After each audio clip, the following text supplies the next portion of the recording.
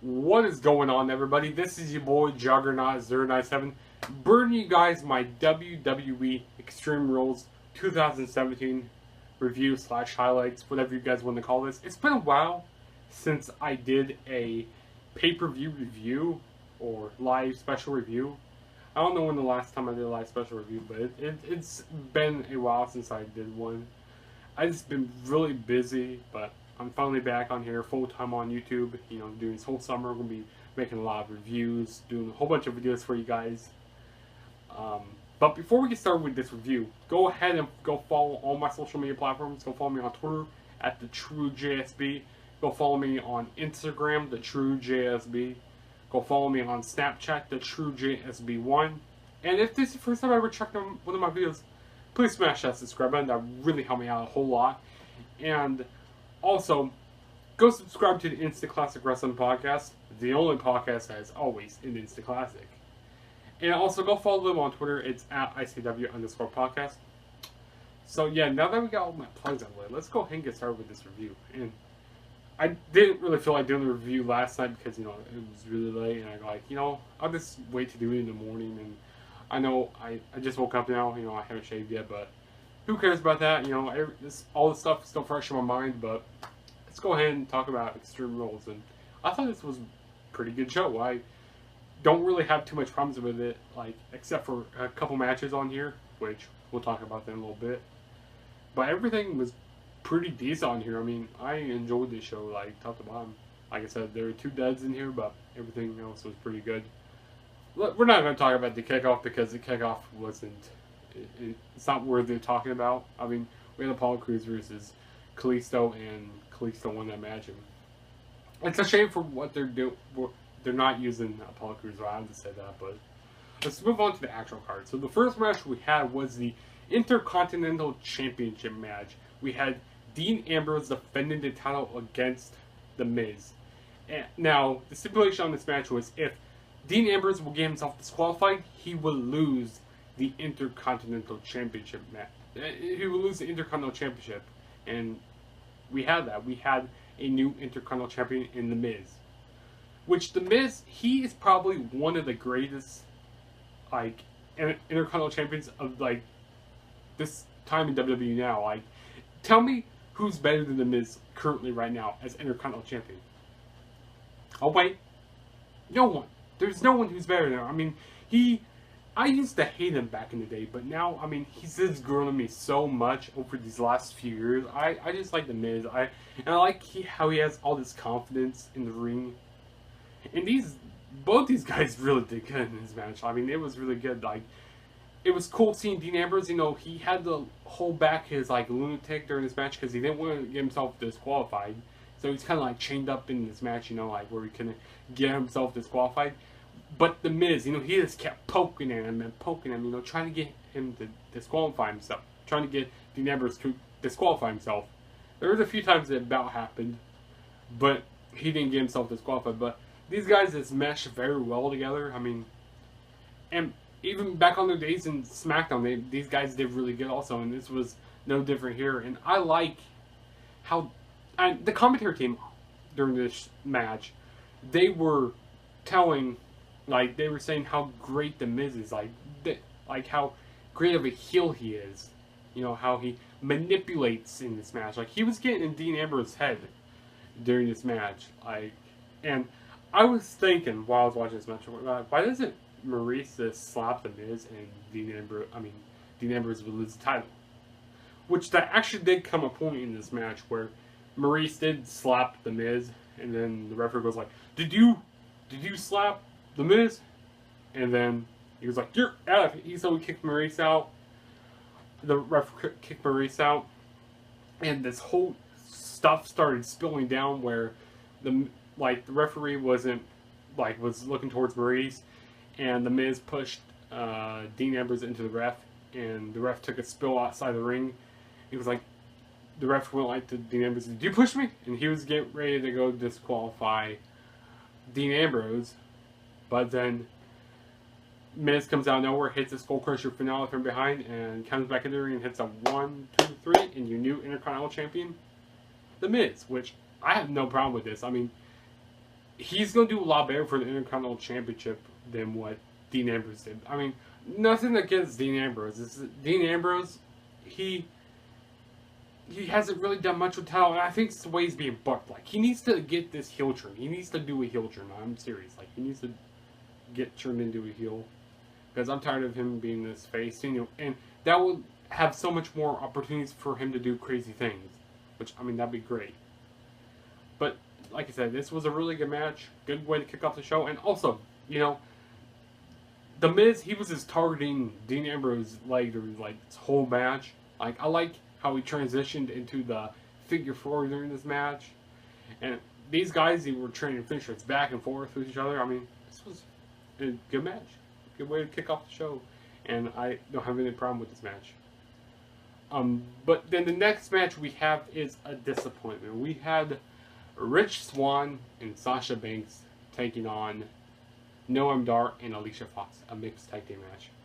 This match was I don't really have much to say about this match. I mean, it's a shame for what they're doing with some of these people in this match. Like Rich Swann, I mean, we had 2 cruiserweight matches on here tonight. 2 cruiserweight matches. We don't ever usually see that on pay-per-views. You don't see 2 cruiserweight matches on pay-per-views. But we saw that here tonight. Or last night. But this match was... I mean, I'm happy Rich Swann and Sasha Banks won. Like, Sasha Banks, she deserves so much better also. Same with Rich Swann. I mean, I like the double knees that Sasha Banks did onto Noam Dar during the match. I like the Phoenix Splash. I kind of wish you would have saw a Northern Light suplex from Alicia Fox, because I always like seeing that from Alicia Fox, but we didn't see that here, which, this match was just fell flat on its face. But I guess, I'm happy that Rich Swann and Sasha Banks won. I got that match right, which I got the first match right also with my prediction. But Sasha Banks, she deserves to be in that women's top picture. I don't understand why she's getting thrown into the cruiserweight feuds. Like, it's just weird right now. And Rich Swann, so sorry if you can hear those dogs outside.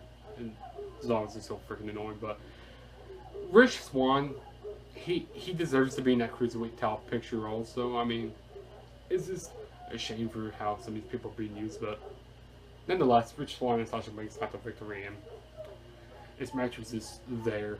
I mean, there's nothing much else to talk about this match, but the next match we had was the Raw Women's Championship match. We had Alexa Bliss defend the title against Bayley, and this was in a candlestick on the pole match. This match was bad also. I mean, let me tell you. So you take Bayley's character, okay? This nice, hugging type of person. You take her character and you put her in this type of stipulation, okay? It's not going to work out for Bayley very well, because she's not believable to be this, to do crazy things. And, I'm going to take this back to, the only reason why she pretty much was women's champion was because of help from Sasha Banks a few months ago. That's why she was women's champion, because of the help from Sasha Banks. And I just think that they just ruined her character, because I don't really think they know what really direction they want to go with Sasha Banks. And then Alexa Bliss came over to Raw, and then they said, let's just take the title off of Bayley, But I just don't like what they're doing here with Bayley. I mean, because in this match, it was legal to use the candlestick, but she hesitated to use this candlestick. I mean, seriously, what the heck? It's legal. You can use it, Bayley. You can do things like that. But back a few months ago when Stephanie McMahon told her to like relinquish the championship, she was like, no, she wouldn't relinquish it. So you blur those lines here, go like, this doesn't make sense with this character. Like, to do something like defiant, and when something's legal, she doesn't do it. It's, I don't understand it here, but I mean, I guess the good thing is about this match that Alexa Bliss won. She's still champion. I mean, I like both these girls, but they just need to figure out something with Bayley, because man, her foundation is completely ruined with her character. Like, I don't know really where you go with Bayley anymore. I mean, this match was like over before it was over like that. I mean, that's how I just blinked, like, because my nephew came over and I just look over at TV and go like, oh, the match is over. I mean, and who the hell thought of this stipulation? It can't stick on a pole. Who thought of this? Like, whoever is in creative and thought of this, you should be fired. I'm serious. You should be, or you should be on suspension, or you shouldn't be in creative for thinking of can't stick on a pole match. Because when has anything on the pole match ever been like great? There really hasn't been any pole match that's been really good. But you know, Alexa Bliss is still champion, and it is what it is. But on to more positive things. Now this is where the show gets really good here. We had the Raw Tag Team Championship match. We had the Hardy Boys defend the titles against Cesaro and Sheamus in a steel cage match. I thought this match was really good. I really enjoyed it. High pace, intensity, you know, and also stipulate also the first team, you know, this wasn't a normal like steel cage match, so you had to, both partners had to get out of the cage before you could win the match. So Jeff Hardy got out of the cage first, and you know, Matt Hardy was still stuck in the ring, but Jeff Hardy came back into the, you know, climbed back into the cage and hit a Whisper in the Wind off the cage onto Cesaro and Sheamus. I thought that was pretty cool in the match. But this match was really good, you know, hard-hitting intensity. You know, you're always going to get pretty hard-hitting matches when Sheamus and Cesaro is in the match. I mean, there's no doubt about that. It's going to be hard-hitting. But I just like some of the stuff that they went back and forth in this match. And also, there were pretty big spots, you know, like when they climb up the cage, you know, the pull downs off the cage, you know, pretty cool spots up there. There was a few times where I thought Matt Hardy was going to go head first outside of the cage. I go like, hey, that's how the Hardys are going to win this. But I thought this was a really good match here. I like this uppercut that Cesaro did on to Matt Hardy when they were up on top of the cage. I was like, oh shoot, Matt Hardy's going to fall off.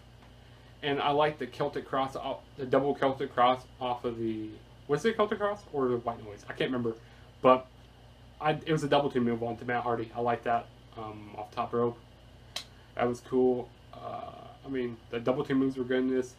I like when Sheamus did a bro kick. Like, he bro kicked the door and, like, knocked out Jeff Hardy. I thought that was crazy. Like, I'm like, ooh, that looks like that really hurt. But so Jeff Hardy came back into the ring, and so he was trying to help his, you know, help get Matt out. But Sheamus and Cesaro were escaping at the same time also. And Sheamus and Cesaro, their feet hit the ground first, so they are your new tag team champions. I was surprised. I didn't really expect that to be happening. I wonder if maybe WWE has rights to the Broken Hardys gimmick. Maybe they do, maybe they don't. I don't know. Maybe someone can go down in the comments, tell me if they have the rights to the Broken Hardys gimmick. But I thought this was a good match. You know, both teams worked really good in this match. They both have really good chemistry, and good match here. And then the next match we had was the Cruiserweight Championship match. We had the King of the Cruiserweights, Neville, defending the title against the greatest man that ever lived, Austin Aries, in the submission match. Now, some people don't give the Cruiserweights what they deserve, you know, like they don't give them props.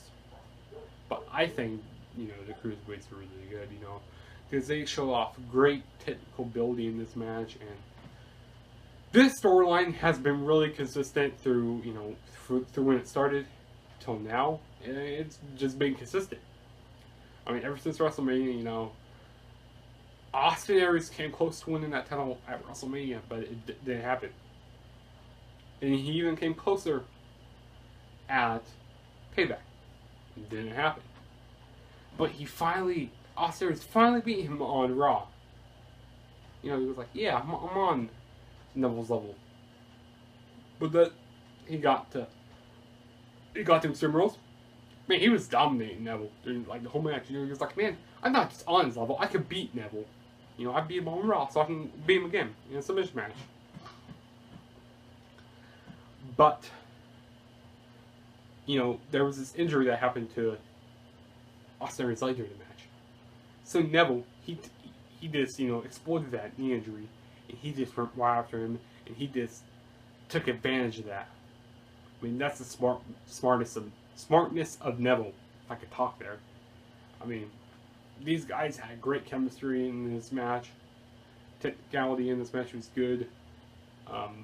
But Neville would end up winning and retaining his Cruiserweight Championship when he hit the red arrow, and then he put in the... Oh crap, I forgot what his finisher is called now. It's a submission.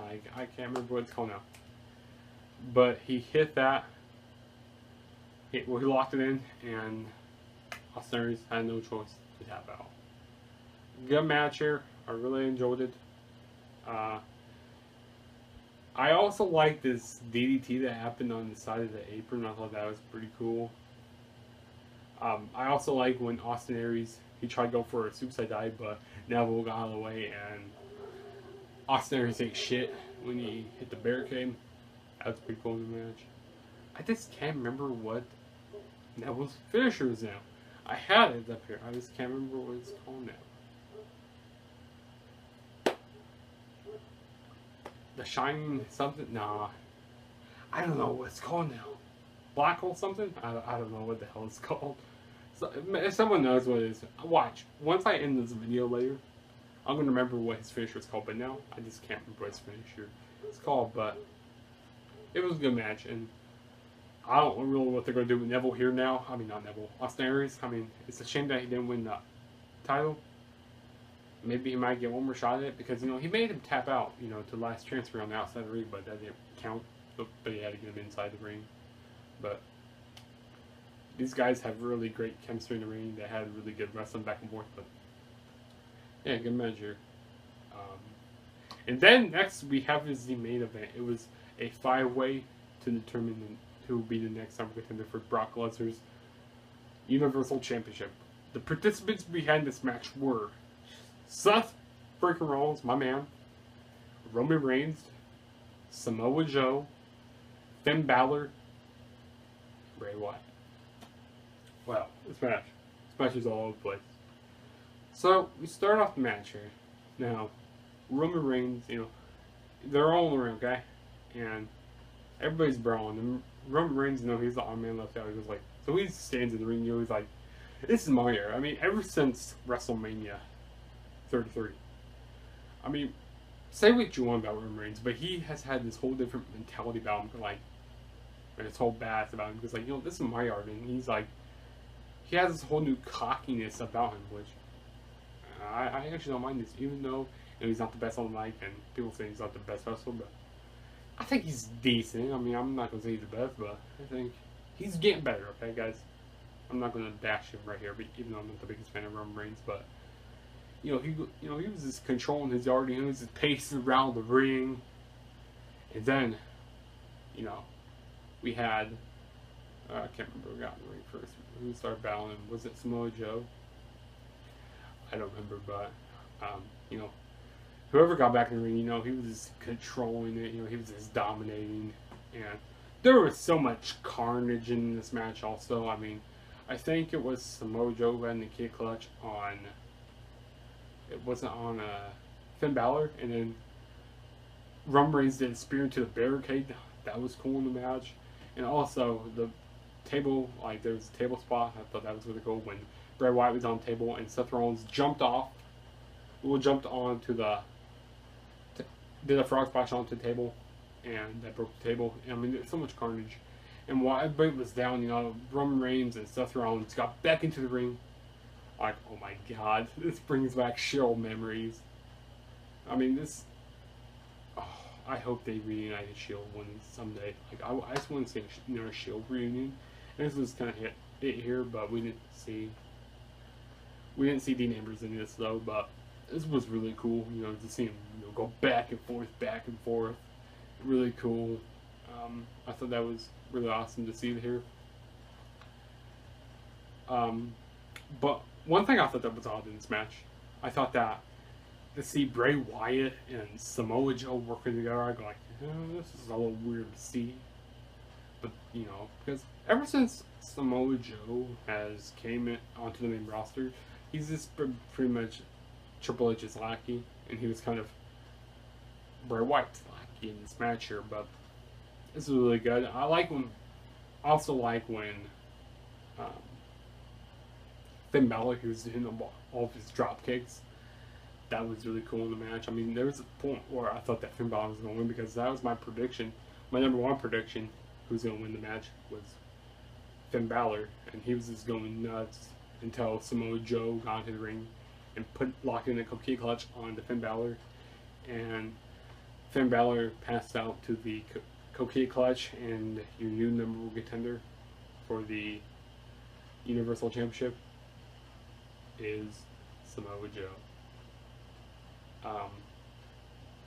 I thought this was good. I was kind of surprised that Samoa Joe won, but if you guys go back and watch my predictions, I said that Samoa Joe is a logical pick to win this match. He's a logical pick to win this match. I mean, everybody's been wanting to see this match. You know, this is a dream match anyways. I remember it was sometime around last year, I was like, hey, you know what? They were talking about doing this match, and they're actually going through with this, which I like that. I love that they're actually going through with this match now. It's great. But I hope Samoa Joe can actually show us something with his character, you know, instead of always being Triple H's lackey, because that's what he's been ever since he's been on the main roster. And I knew Roman Reigns wasn't going to win this match, because, you know, I think they can say that maybe till like SummerSlam maybe, or a bigger pay-per-view, because I have a feeling that, you know, Brock Lesnar is going to be retaining this title, which I don't really want to see that happen. But I think it's going to be a little too early to give Samoa Joe the Universal Championship. But, you know, I knew he was going to be winning. I knew Seth Rollins was going to win, because we've already seen that before. Bray Wyatt, he wasn't going to be winning, of course. So it was just between Finn Balor and Samoa Joe, who I thought were going to be winning this match, which, you know, Samoa Joe was my second pick, which I'm still technically right here, but this was really good. I like all the spots that every guy did.